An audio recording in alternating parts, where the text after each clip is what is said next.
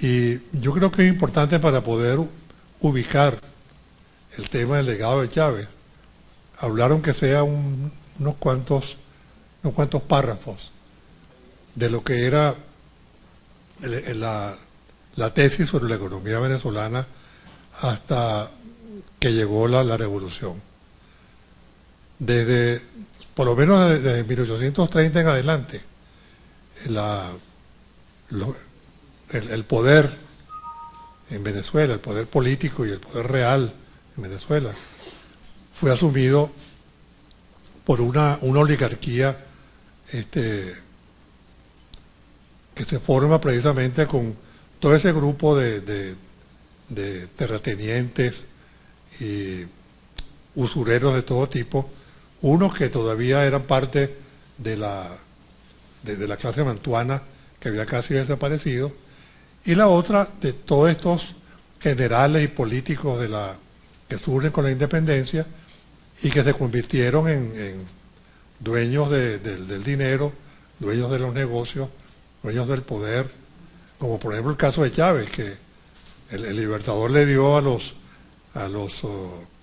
soldados unos bonos para tener derecho a la tierra, pero esos nunca se los dieron, o nunca lo hicieron efectivo.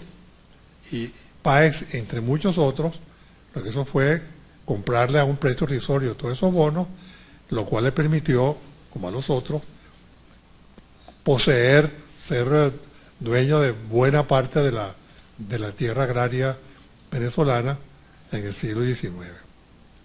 Pues bien, esa oligarquía estaba dividida entre los terratenientes y los que llamaba el historiador Vallanilla Lanz los canastilleros, que eran los comerciantes, porque aunque tenían oficios distintos, eran parte de la misma clase.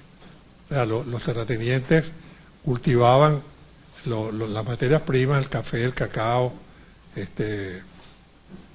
no la caña de azúcar. La caña de azúcar tenía una importancia local, pero no internacional, según he entendido.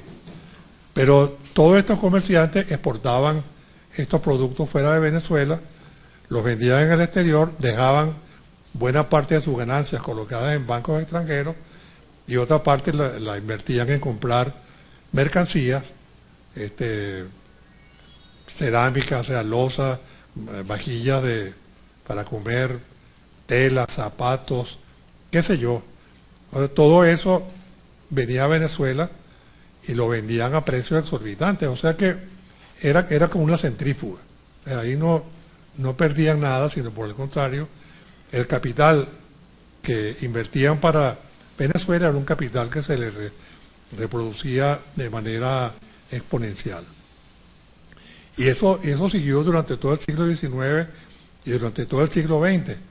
O sea, toda esa, por ejemplo, la creación de Fedecámara en la década de los 40 fue por eso. Los comerciantes, sobre todo, que eran los más numerosos y los más importantes, se convirtieron en una clase política que tenía como finalidad ser el gobierno. O sea, no solamente ser parte del gobierno, sino ser los dueños del gobierno. Lo cual lograron bajo Pérez Jiménez y hasta hoy, pues. Entonces, una de las características de esta economía rentista que no se forma solamente con el petróleo, eso ya era mediados del siglo XIX. Esta economía rentista era una economía que favorecía a una pequeña oligarquía política y económica de Venezuela. O sea, el resto de los venezolanos no teníamos prácticamente sino un beneficio, si acaso, muy disminuido. Para explicar la cosa más breve, si nosotros estudiamos los datos sanitarios, demográficos de Venezuela desde 1830 y 1998, nos vamos a dar cuenta de que el índice de pobreza de la población venezolana, el índice de mortalidad infantil, el índice de mortalidad en los adultos era altísimo en Venezuela. Fíjese, por ejemplo, que desde 1830 hasta donde la población era como de escasamente 1 millón de habitantes, hasta 1941 que se hace el primer censo de Venezuela, la población apenas creció 2 millones. O sea, éramos 3 millones y algo en 1941, y en 1950 escasamente llegábamos a 8 millones de habitantes. No, esto no es porque las mujeres no parían, o porque la población no aumentaba, o que no había inmigración. Es que el índice de pobreza y de mortalidad era muy alto, o sea, lo cual impedía que la población creciera. Esto lo digo porque es como el fundamento para entender qué es lo que pasa cuando llega la revolución, qué es lo que pasa, por ejemplo, el 27 de febrero, que la gente se hartó de esa manera de vivir pobre. ¿Por qué el 4 de febrero, que un grupo de militares, no un grupo, eran muchos, pero de esos un grupo fue el que se rebeló contra esa situación, y finalmente el líder de esa rebelión, el comandante Chávez, es electo presidente de Venezuela por una enorme mayoría de votos.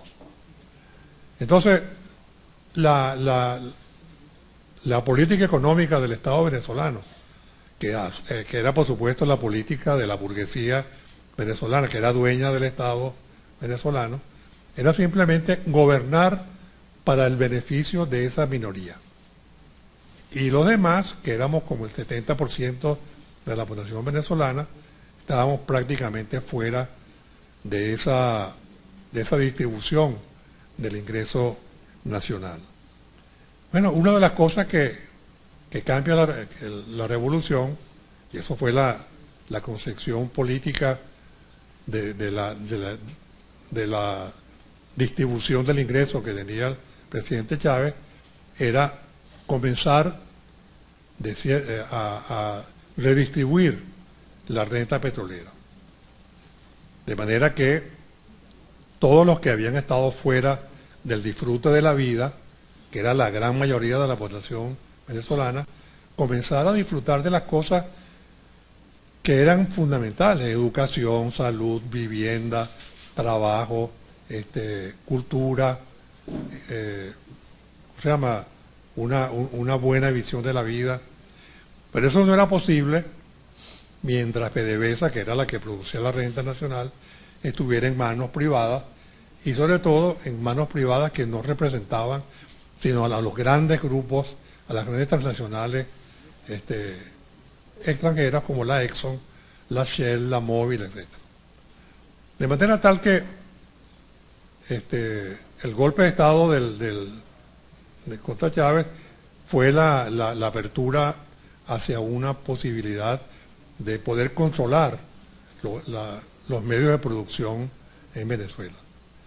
Y a partir de ese momento, a partir de que PDVSA pasa a ser estatizada, también utilizando la gran capacidad de producir capital que tenía y tiene PDVSA, se comienzan a estatizar toda una serie de elementos fundamentales para salvaguardar la soberanía nacional, como era la CanTV, Sidor, bueno, no voy a enumerar todas las...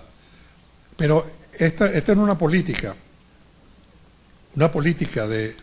de hacer que la inversión social fuera el centro de las políticas públicas.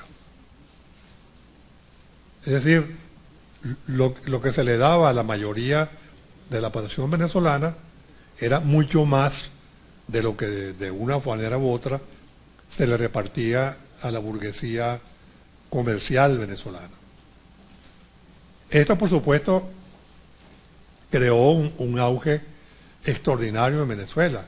Sí, el presidente Chávez fue realmente el que rompió las barreras económicas que limitaban el progreso de la sociedad venezolana, y hasta tal punto que en el año 2008 el índice de crecimiento de la economía venezolana, incluso vista desde parámetros capitalistas, era del 10%, que era sumamente alta.